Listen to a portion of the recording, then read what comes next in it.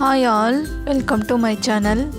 ನಾವಿವತ್ತು ತುಂಬ simple and ಹೆಲ್ದಿಯಾಗಿ without using vinegar and lemon ಮನೆಯಲ್ಲೇ ಪನ್ನೀರ್ ಯಾವ ರೀತಿ ಮಾಡೋದು ಅಂತ ನಾನು ನಿಮ್ಗೆ ತಿಳಿಸ್ಕೊಡ್ತಿದ್ದೀನಿ. ಬನ್ನಿ.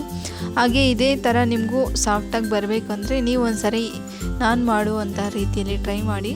ನಿಮಗೂ ಇದೇ ಥರ ಸಾಫ್ಟಾಗಿ ಪನ್ನೀರ್ ಅನ್ನೋದು ಬರುತ್ತೆ. ಮೊದಲನೇದಾಗಿ ನಾನಿಲ್ಲಿ ಒಂದು ಅರ್ಧ ಲೀಟ್ರ್ ಆಗುವಷ್ಟು ನಂದಿನಿ ಹಾಲನ್ನ ತಗೊಂಡು ಚೆನ್ನಾಗಿ ಬಾಯ್ಲ್ ಮಾಡ್ಕೊತಿದ್ದೀನಿ. ಈಗ ಅದಕ್ಕೆ ಒಂದು ಅರ್ಧ ಕಪ್ ಆಗುವಷ್ಟು ಗಟ್ಟಿ ಕರ್ಣ ತಗೊಂಡು ಬಾಯ್ಲ್ ಆಗ್ತಿರುವಂತಹ ಮಿಲ್ಕ್ಗೆ ಹಾಕಿ ಚೆನ್ನಾಗಿ ಮಿಕ್ಸ್ ಮಾಡ್ಕೋಬೇಕು. ಈ ಮಿಕ್ಸ್ ಮಾಡೋ ಪ್ರೋಸೆಸ್ ಸ್ವಲ್ಪ ಟೈಮ್ ಹಿಡಿಯುತ್ತೆ. ಅಂದರೆ ಮಿನಿಮಮ್ ಒಂದು 7 to 8 ಮಿನಿಟ್ಸ್ವರೆಗೂ ಚೆನ್ನಾಗಿ ಮಿಕ್ಸ್ ಮಾಡಬೇಕಾಗುತ್ತೆ. ಯಾಕಂದರೆ ಪನ್ನೀರನ್ನು ಸಪ್ರೇಟ್ ಆಗಬೇಕಲ್ಲ, ಅದಕ್ಕೋಸ್ಕರ. ನೋಡಿ, ನೀವೇ ನೋಡ್ತಿರ್ಬೋದು ಪನ್ನೀರ್ ಅನ್ನೋದು ಯಾವ ರೀತಿ ಸಪ್ರೇಟ್ ಆಗ್ತಾ ಬರ್ತಿದೆ ಅಂತ. ಈಗ ಕಂಪ್ಲೀಟಾಗಿ ಸಪ್ರೇಟ್ ಆಗಿದೆ ಪನ್ನೀರ್ ಅನ್ನೋದು. ಈಗ ಅದನ್ನು ಒಂದು ಕಾಟನ್ ಬಟ್ಟೆ ತಗೊಂಡು ಸಪ್ರೇಟ್ ಮಾಡಬೇಕು ಪನ್ನೀರನ್ನ ಮತ್ತು ಅದರಲ್ಲಿರುವಂತಹ ನೀರಿನ ಅಂಶನ.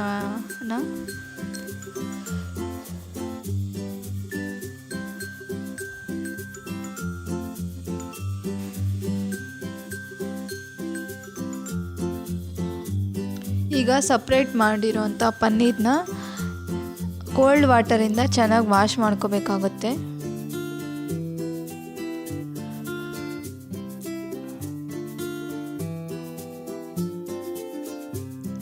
ಅದರಲ್ಲಿ ನೀರಿನ ಅಂಶ ಏನಿಲ್ಲದೆ ಪನ್ನೀರನ್ನ ಚೆನ್ನಾಗಿ ಹಿಂಡ್ಕೋಬೇಕು. ನೀರಿನ ಅಂಶ ಏನಾದರೂ ಇದ್ದರೆ ಪನ್ನೀರ್ ಅನ್ನೋದು ಬೇಗ ಹಾಳಾಗೋಗುತ್ತಲ್ಲ, ಅದಕ್ಕೆ ಯಾವುದೇ ನೀರಿಲ್ಲದೆ ಚೆನ್ನಾಗಿ ಹಿಂಡ್ಕೋಬೇಕಾಗುತ್ತೆ.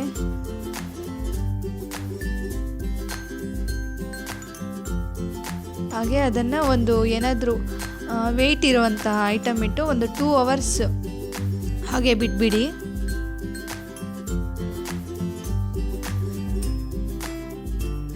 ನೋಡಿ, ಈಗ 2 hours ಆದಮೇಲೆ ಓಪನ್ ಮಾಡಿ ನೋಡೋಣ ಯಾವ ರೀತಿ ಬಂದಿದೆ ಅಂತ. ನೀವೇ ನೋಡಿ